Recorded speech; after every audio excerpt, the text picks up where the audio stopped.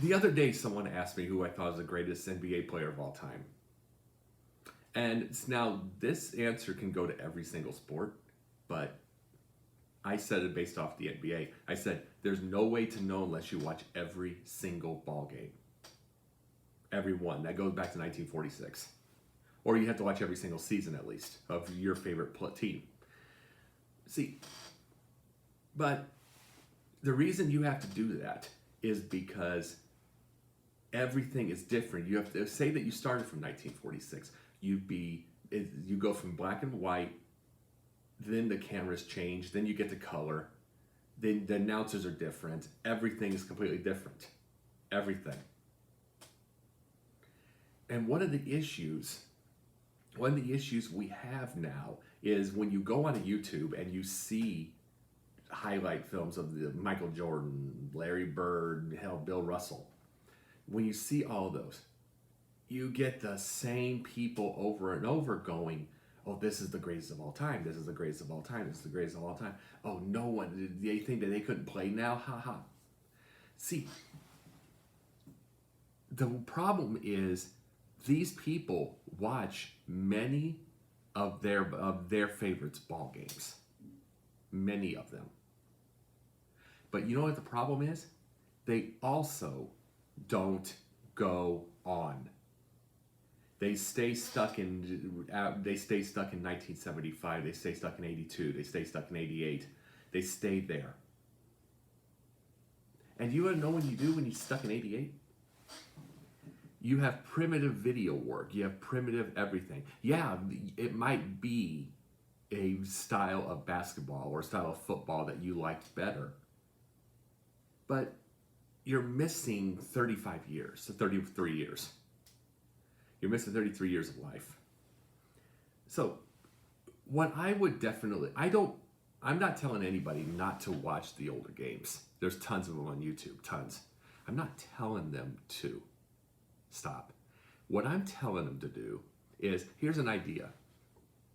Go to 84, 85, 86, 87, and then keep going. 88, 89, 90. Let the story unfold in front of you. Because you know what you get when you let a story unfold in front of you a little bit? You see the changes. You see changes for real. What changes am I talking about? Well, by starting in the 80s, if you watch from the 80s, you had very primitive cameras. You had very different announcers. Just like the floors, and you may like this, but the floors were empty of sponsors. You had, the only thing you had, if you go to the Boston Garden, all you had was their flags and their little banner that said 16 championships. You have those. But you also see how a story unfolds. All people are doing right now is looking down, and then they're looking back into the past. But what if you went to 1990, 91, 92, 93, 94, and keep on going, and just keep watching? You'll see that every era has the same old school people. Every era has the same types that you may like, the style of player you may like, everything. And in the midst of it all, the video quality is getting clearer. You're starting to see. I remember one day I saw James Brown, the college basketball guy on the pregame shows. He was doing a 1985 ball game. And the guy was 37 years old. He's like 70 now. Like 70, 72 now or something. But that's fun to go back. But you got to remember, he went forward. And he got older. As we all are supposed to do. And, okay, so then 2000, 2001, 2002, 2003. See, now we're getting into areas where you understand that life passes you by. Because, see, if we watched 1980s, we can laugh a little bit. I mean, the cars were junk. Even for that era. It's like the ads are completely different in various ways. See, we can kind of laugh at, in the computers, we already know the Commodore 64, and any of us from the 80s know all that.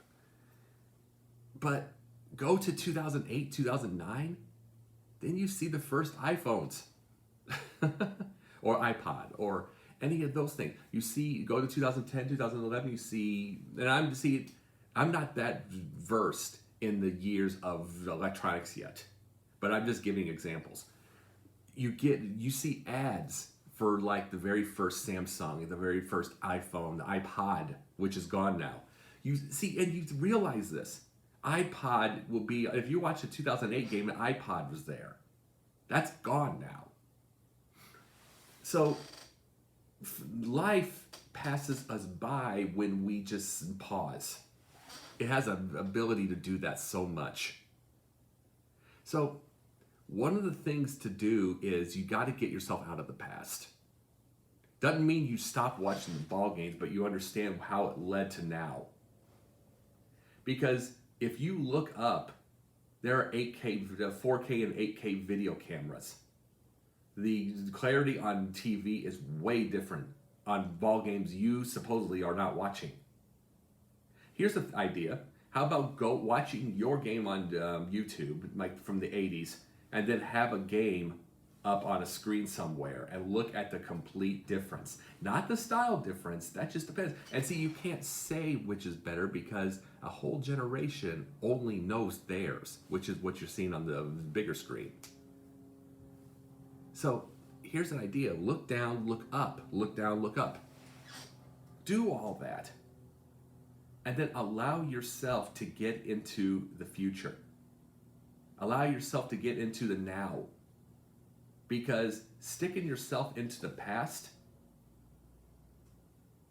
that time's over. And then no wonder everybody is thinking, oh, those were the good old days. Everything is the good old days and everything's the bad old days. So why don't we start doing comparisons and then start moving on? That's all I can say about that.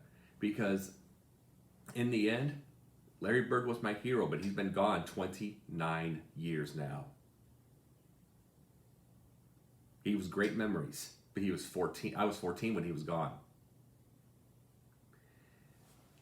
And before I started that whole, I brought this up in one of my old Pundit Points.